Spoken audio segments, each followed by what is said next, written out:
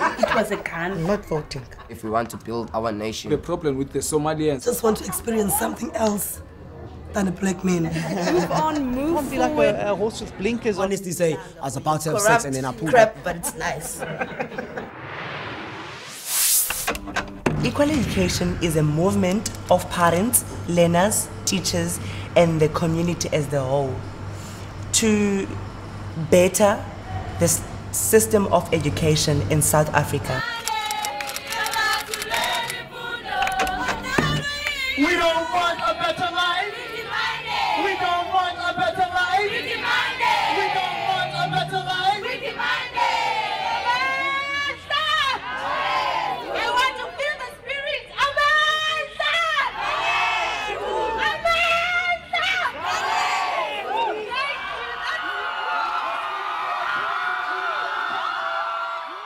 Hi, my name is Bayanda Mazwi and I'm from COSAT, the Center of Science and Technology in Khayelitsha. My name is Lele Tukiti. I'm a grade 11 learner in Hero Cressy High School and I'm 17 years old. Hi, my name is Lukanye, so I'm from Greyfontein doing grade 12 in Hector Peterson. I'm Patiswa Shushwana, 17 years old, doing grade 11 at Luhlaza High School.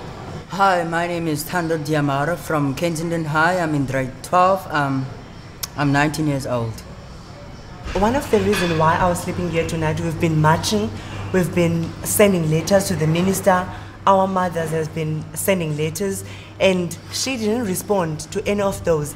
And one thing Equal Education decided to do a summit, People's Summit for Quality Education, and called many different organizations from around Cape Town and around the world, around South Africa.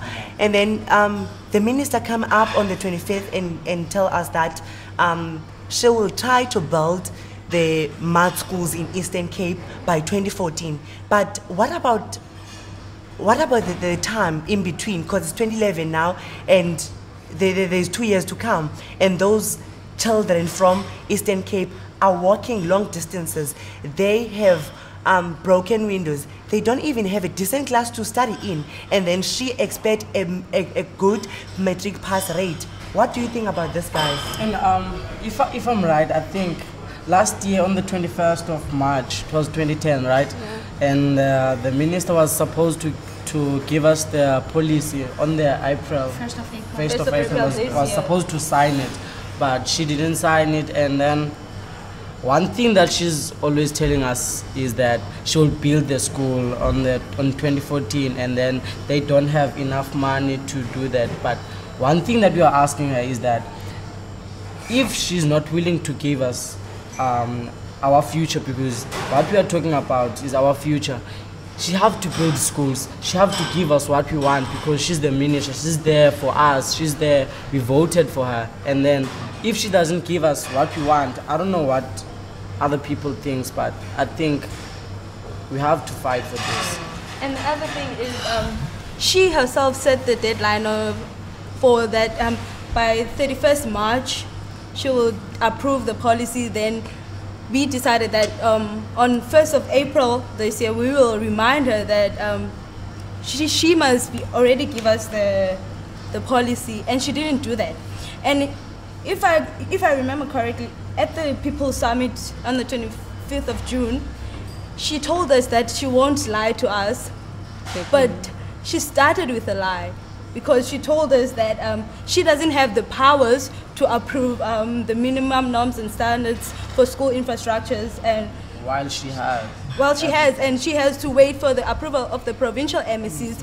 But the government's constitution, their constitution, the laws that they put in place clearly states that she can only consult with the MECs, but the deciding vote lies upon her, which was a lie. And she always beat around the bush, telling us, okay, we're gonna build schools, we're gonna do this, we're gonna do this. On my point of view, like in the South African government, like for instance, my personal thing, when I wrote to the government asking for help, because my school is also like a temporary school. When it's hot on a day, my school is very hot. When it's cold, it is very cold. And what does the government do? When you do write a letter to the government, like for instance, I was mocked by one of the government reps. They told me like, why are you writing this? You should be focusing on your English. They didn't focus on the thing I wanted. What they came was, I felt insulted by the government because they like, when you do and try to do something about it, and then like you are the one to be blamed after the day, you know. And I don't think it's right from our government, because what are we without our education? One thing that's mostly it pains me about our education system is that our teachers fear that if they say that we support equal education, we support those learners fighting for their education, they will get fired, they will lose their jobs. Because at my school, my teachers do support equal education, but they don't want to let that show because they fear that my principal will fire them, or they'll face like legal challenges and all that. But then it's so unfair that even our principal are oppressing our teachers, because they are the ones who should be taking a stand. They are the ones who should be mobilizing in our schools. They should be helping us, but instead they're not helping us. They're oppressing us as learners in such a way that they're violating our rights too. Because my principal told me that I do support equal education, but it's so unfair that he doesn't allow me as a learner to make a presentation in one of the classes to learners, to tell them that here's an organization fighting for our education, fighting for quality and equality in education. It doesn't work like that. My teachers fear that if they allow me to make a presentation in one class about equal education, something wrong will happen. They'll face the challenges.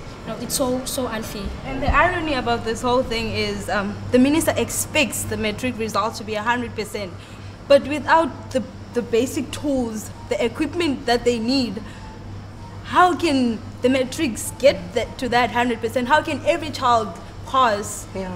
And the problem is that they introduce new curriculum for us.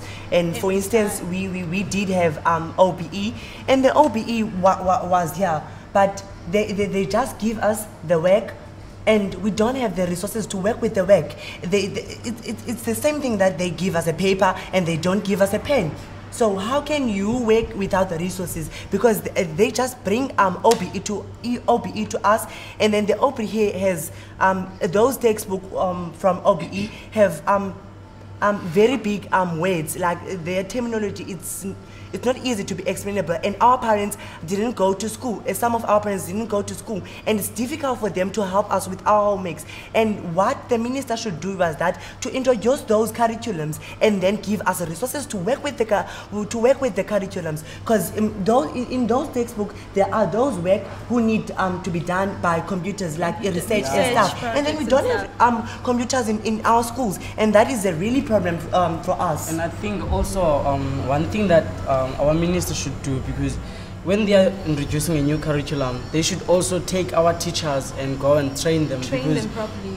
The problem that we are facing is that when the teacher is teaching in class and all doing that stuff, and then when you ask her or him a question, maybe he don't know, then he feels like I don't know undermined. how to, because they are not well trained for this curriculum of the new curriculum. Yeah, the new curriculum that are being introduced every time. And that's a problem to us, because if the government is expecting 100% pass rate for the matric, that won't happen, because our teachers firstly are not well trained, and then we are learning under critical conditions.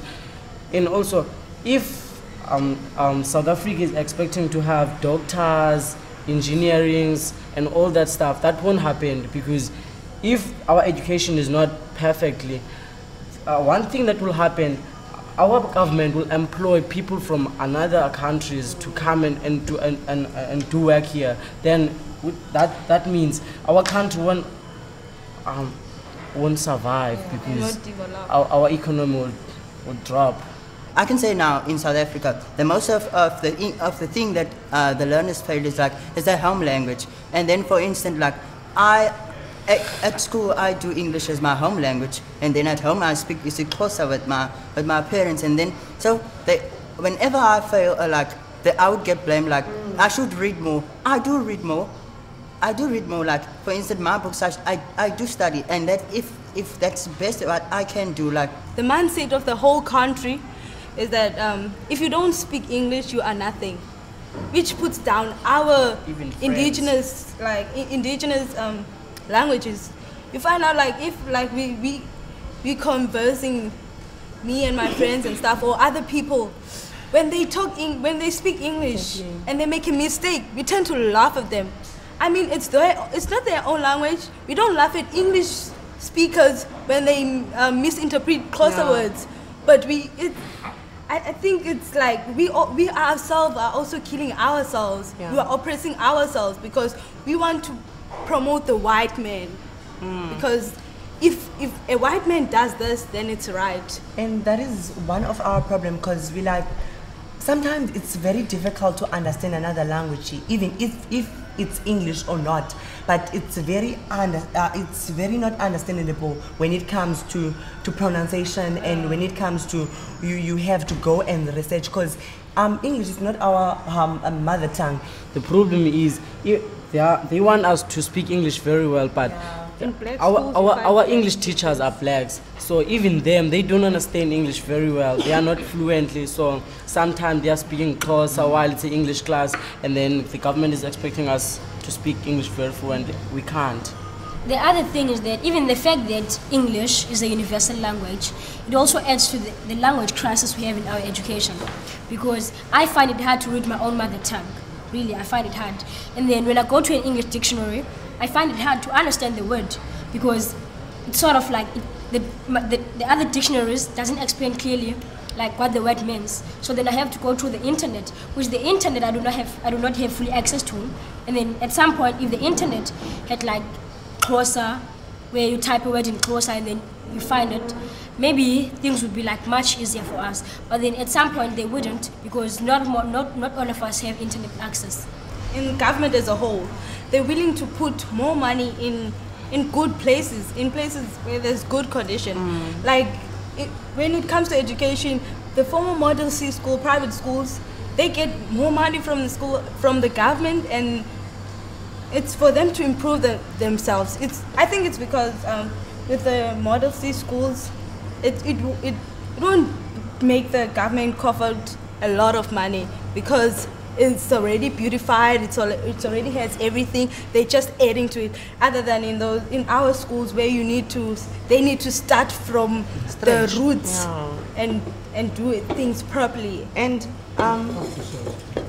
I found it very important for us as learners of South Africa to commit in ourselves in such organization as Equal Education, because it's where we express our views about our education, and it's where we show ourselves how much this means to us and how much we want change in our country.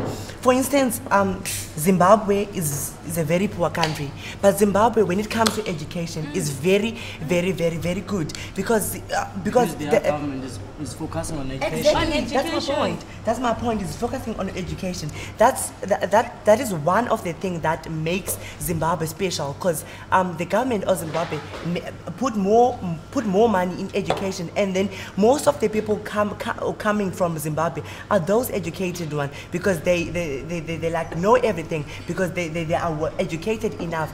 But our government does not focus on education, which is a problem for us, because we believe that through education we can change the country as a whole, and through education we can take our parents to those shacks and build them new homes and actually build a new future for us. And right now our government does not do anything to work with us. We want a relationship with the government to work with us, and we only demand what is best for us. We are not demanding one thing that will be useless at the end of the day. We are demanding what is right, and within all the right that we have, we only demand one right, the right to education. My dream is to become a forensic scientist. My dream is to be a medical practitioner and help like improve medicine and health in the whole of Africa.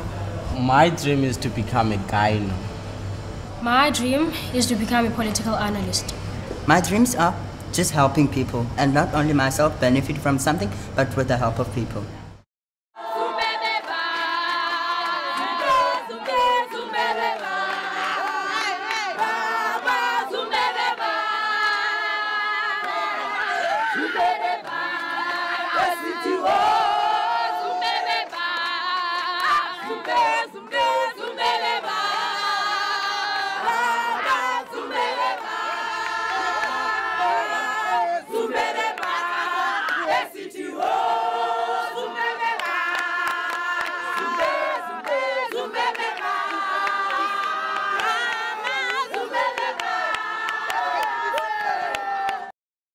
Street Talk here on CTV every Thursday at 7 p.m.